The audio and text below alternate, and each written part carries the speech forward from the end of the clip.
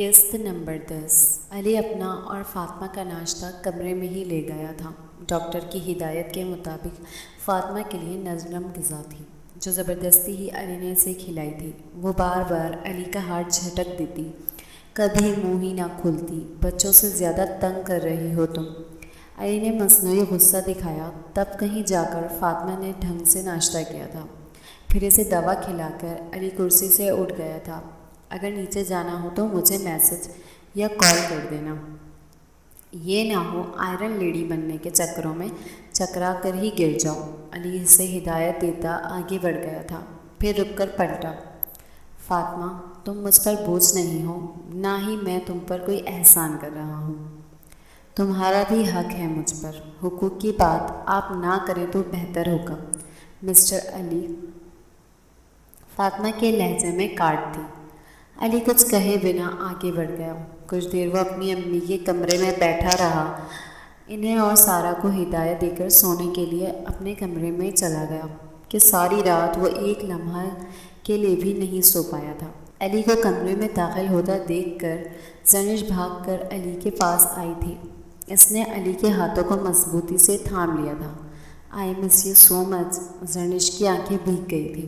علی مسکرا دیا۔ ساری رات میں سو نہیں سکی، آپ سے دوری کا تصور ہی میری روح کو گھائل کر رہا تھا۔ آپ مجھ سے کبھی بھی دور مت جائیے گا۔ زرنش آنسوؤں کے بیچ اپنی محبت کا اظہار کر رہی تھی۔ علی، آپ صرف میرے ہو نا؟ صرف میرے؟ اس نے بڑی آس سے پوچھا تھا۔ زرنش، تم بہت اچھی ہو، تم میری ہر مجبوری کو کہے بغیر ہی سمجھ جاتی ہو۔ آئی ایم بلیس کہ مجھے تم جیسی شریک حیات ملی ہے۔ علی ہمیشہ ہی ڈھکے چھپے الفاظ میں تعریف کیا کرتا تھا۔ زرنش جانتی تھی تبھی دل سے مسکرا دی تھی۔ آپ تھکے ہوئے ہوں گے، سو جائیں۔ زرنش کی بات پر علی نے سر ہلایا تھا۔ بیڈ پر لیٹ کر آنکھیں مونتے ہی اسے فاطمہ کا خیال آیا تھا۔ ایسے حالات میں فاطمہ مجھے کمرے میں ہی داخل نہ ہونے دیتی، اور پھر بھی اگر داخل ہو جاتا تو 3-4 گھنٹے تو اسے منانے میں ہی گزر جاتے۔ علی کو بند آنکھوں سے مسکراتا دیکھ کر زرنش کے دل پر بجلیاں گری تھیں۔ دوپہر 2 بجے کے قریب علی کی آنکھ کھلی تھی۔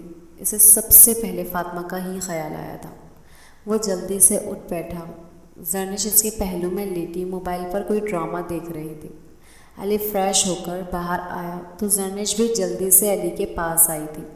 علی، بڑی زوروں کی بھوک لگی ہے، کھانا لے آؤں روم میں ہی؟ علی سرخ آنکھوں سے اسے دیکھ کر رہ گیا۔ تم نے کھانا نہیں کھایا؟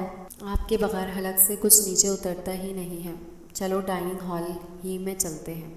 علی آگے بڑھ گیا۔ سامنے ہی لانج میں فاطمہ ساجدہ بیگم کی گود میں سر رکھ کر لیٹی پٹر پٹر بول رہی تھی۔ سارا بیٹھی اس کی باتوں پر ہنس رہی تھی۔ علی بھی ادھر ہی آ گیا۔ کیسی ہو فاطمہ؟ علی نے فاطمہ کا ماتھا چھو کر تسلی کر لینی چاہی تھی۔ وہ نقاہت سے اٹھ کر بیٹھنے لگی تو علی نے روک دیا۔ لیٹی رہو، لیٹی رہو، ریسٹ کرو۔ علی کو سامنے والے خالی صوفے پر بیٹھے دیکھ کر وہ بھی اٹھ بیٹھی تھی۔ کچھ کھایا اس نے؟ علی نے ساجدہ بیگم سے استفسار کیا تھا۔ 2 چمچے کھچڑی کھا کر دوا کھائی ہے بس۔ زرنش منہ بناتی کچن کی طرف بڑھ گئی تھی۔ سارا جاؤ، کھچڑی تو لے کر آؤ ذرا، میں بھی دیکھوں کیسے نہیں کھاتی۔ سارا بھی جلدی سے کچن کی طرف بڑھ گئی۔ فاطمہ نظریں جھکا کر بیٹھ ہی رہی۔ سارا کھچڑی لے آئی تو علی نے اس سے پلیٹ لے لی اور اٹھ کر ساجدہ بیگم اور فاطمہ کے پاس ہی جا کر بیٹھ گیا اور پلیٹ فاطمہ کی طرف بڑھا دی۔ یہ لو، اس پلیٹ کو ختم کرو۔ سفید کھچڑی دیکھ کر ہی فاطمہ کا جی متلانے لگا۔ فاطمہ نے منہ عجیب سا زاویہ بنا کر پلیٹ تھامنے سے انکار کر دیا۔ علی نے پلیٹ واپس سرکا لی اور چمچہ بھر کر فاطمہ کے منہ کی جانب بڑھا دیا۔ علی کے ایسا کرنے پر نہ جانے کون کون سی باتیں اسے یاد آئی تھیں۔ اس کی آنکھوں میں ہلکی سی نمی تیری تھی جسے علی نے بخوبی دیکھ لیا تھا۔ فاطمہ نے منہ کھول لیا۔ علی، کھانا لگ گیا ہے، جلدی سے آ جائیں۔ زرنش نے کچن کے دروازے میں کھڑے ہو کر آواز دی۔ تم شروع کرو، میں آتا ہوں۔ علی کی بات سن کر زرنش بھی لانج میں ہی آ گئی تھی۔ اس کا چہرہ منظر دیکھ کر دہکنے لگا تھا۔ بھائی کوئی اتنے پیار سے کھلانے والا ہو تو بندہ بیمار ہی پڑا رہے، اسے ٹھیک ہونے کی کیا ضرورت؟ زرنش نے بات کے اختتام پر کہکا لگا کر طنز کو مذاق کا روپ دیا تھا۔ فاطمہ نے ہڑبڑا کر پلیٹ علی کے ہاتھ سے تھام لی تھی۔ میں خود کھا لوں گی۔ آر یو شور؟ علی کے استفسار پر اس نے ہاں میں سر ہلا دیا تو وہ بھی اٹھ کر ڈائننگ ہال کی جانب بڑھ گیا۔ سارا فاطمہ کو کھا جانے والی نگاہوں سے گھورتی رہی تھی۔ ڈائننگ ہال سے وقفے سے زرنش کے بلند و بانگ کہکوں کی آوازیں آتی رہی تھیں۔ فاطمہ کا چہرہ مردے کی طرح سفید ہوتا چلا جا رہا تھا۔ کھانا کھا کر علی پھر لانچ میں ہی آ گیا تھا۔ فاطمہ نے بامشکل 2 چمچے ہی کھچڑی کے کھائے تھے۔ علی بس دیکھ کر ہی رہ گیا تھا۔ زرنش بھی آ کر علی کے پاس ہی صوفے پر بیٹھ گئی تھی۔ بھائی کوئی ایک آدھ جوک ہمیں بھی سنا دیں کہ ہم بھی ذرا سا ہنس لیں۔ کچھ باتیں میاں بیوی کی پرسنل ہوتی ہیں، وہ بہنوں کو بتانے والی نہیں ہوتی۔ سارا کی بات سن کر زرنش تنک کر کہا تھا۔ اب اسے وہ کھٹکنے لگی تھی۔ زرنش کی بات سن کر سارا کا منہ سرخ ہو گیا تھا، جبکہ فاطمہ سے تو سانس لینا بھی دشوار ہو رہا تھا۔ زرنش ایک اچھی کامیڈین ہے۔ علی نے پھر زرنش کی طرف دیکھا تھا۔ اپنی آڈینس بڑھا لو، موقع اچھا ہے، میرے ساتھ ساتھ ان سب کو بھی اپنے جوک سے مستفید کیا کرو۔ علی نے سارا کی خجلت مٹانے کو زرنش کے کہکوں کی حقیقت ان الفاظ میں بتائی تھی کہ زرنش کو بھی شرمندگی نہ اٹھانی پڑے۔ چلو ڈاکٹر کے پاس سے ہو آتے ہیں، اس نے بلایا تھا۔ علی نے اٹھتے ہوئے فاطمہ کو مخاطب کیا تھا۔ ہم لوگ تمہارے بابا کے ساتھ چیک اپ کروا آئے ہیں۔ ساجدہ بیگم کے جواب پر علی بس گہری آنکھوں سے فاطمہ کو گھورتا ہی رہ گیا تھا۔ اس نے جلدی سے نظریں جھکا لی تھیں۔ کیا کہا اس نے؟ پہلے سے بہتر ہے، بس میڈیسن کھانی ہے 2 دن۔ اچھا۔ ساجدہ بیگم کی بات سن کر اس نے باہر کی جانب قدم بڑھا دیے تھے۔ ڈنر فاطمہ نے سب کے ساتھ ہی کیا تھا۔ سب کے منع کرنے کے باوجود بھی اس نے آدھی روٹی کھا ہی لی تھی۔ آج سے پہلے روٹی کبھی اتنی اچھی لگی ہی نہیں ہے۔ میرا تو دل کر رہا ہے یہ ہری ہری چٹنی بھی کھا لوں، لیکن آپ لوگ آج جلاد بنے ہوئے ہو۔ فاطمہ نے چٹنی کی طرف دیکھ ہونٹوں پر زبان پھیر کر کہا تھا۔ سب اس کی اس حرکت پر ہنس پڑے تھے۔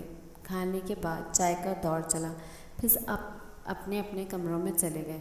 علی بھی اپنے کمرے میں آیا تھا۔ موبائل اور چارجر اٹھا کر وہ زرنش کے پاس آیا تھا، جو جائے نماز پر سلام پھیرنے کے بعد دعا کر رہی تھی۔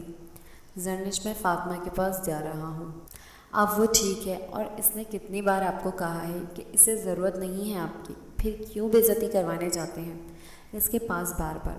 زرنش نے حد المغرور اپنا لہجہ نرم رکھنے کی کوشش کی تھی، پھر بھی اس کے الفاظ کا زہر علی کا حلق تک کڑوا کر چکا تھا۔ زرنش وہ بھی میری ذمہ داری ہے، میں اس سے نظریں نہیں پھیر سکتا۔ مجھے امید ہے کہ تم میرے لیے مشکلات کھڑی کرنے کی بجائے میرا ساتھ دو گے، اس نے سپاٹ لہجے میں کہا تھا۔ میں آپ کو کسی کے ساتھ بھی بانٹ نہیں سکتی، زرنش نے لاڈ سے کہا تھا۔ تم حالات سے اچھی طرح واقف ہو، تمہیں شروع سے ہی ہر چیز پتہ تھی۔ میرا نہیں خیال کہ مجھے تمہیں ایک بار پھر سب کچھ بتانے اور سمجھانے کی ضرورت ہے۔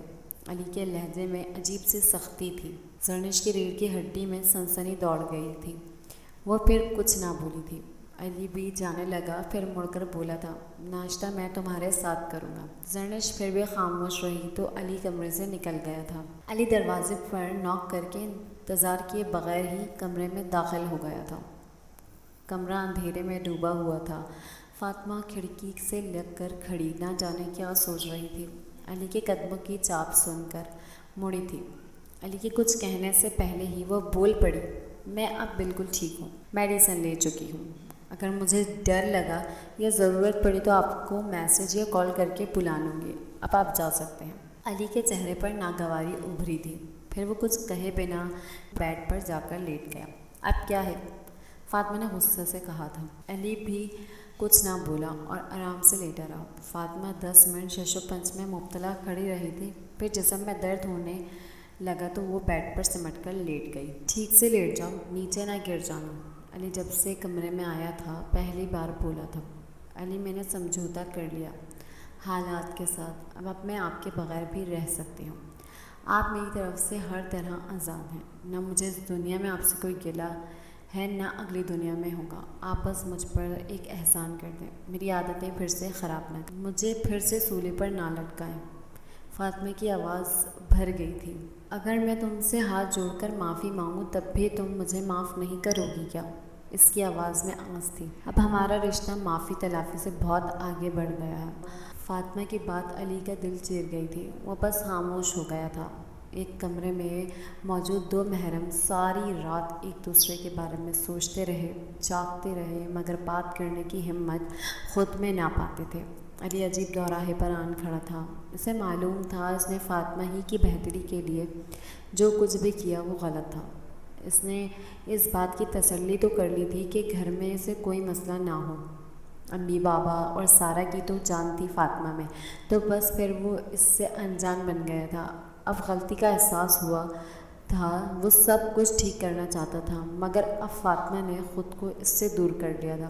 لیکن اتنا ضرور ہوا کہ اب وہ ہر روز اس کے کمرے میں اس کے ساتھ جا کر بیٹھتا، اس سے بات کرنے کی کوشش کرتا، مگر فاطمہ ایک دو سوالوں کے جواب دینے کے بعد چپ کا روزہ رکھ لیتی۔ علی ہفتے میں 3 دن فاطمہ کے کمرے میں سونا چاہتا تھا، لیکن فاطمہ کمرے کو لاک کرنے لگی تھی۔ اس نے سارا کو صاف صاف کہہ دیا تھا کہ اس سے بھیک میں میری توجہ ہرگز نہیں چاہیے۔ سارا کے لاکھ سمجھانے کے باوجود بھی وہ اپنی ضد پر اڑی رہی۔ کالج گئی تھی 1-2 دن، پھر وہ بھی جانا چھوڑ دیا۔ علی نے سمجھانے کی کوشش کی تو وہ کمرے سے ہی واک آؤٹ کر گئی۔ دن اسی طرح کٹ رہے تھے۔ ایک شام وہ لان میں بیٹھی خاموش آنسو بہانے میں مصروف تھی جب سارا اس کے پاس آ کر بیٹھ گئی تھی۔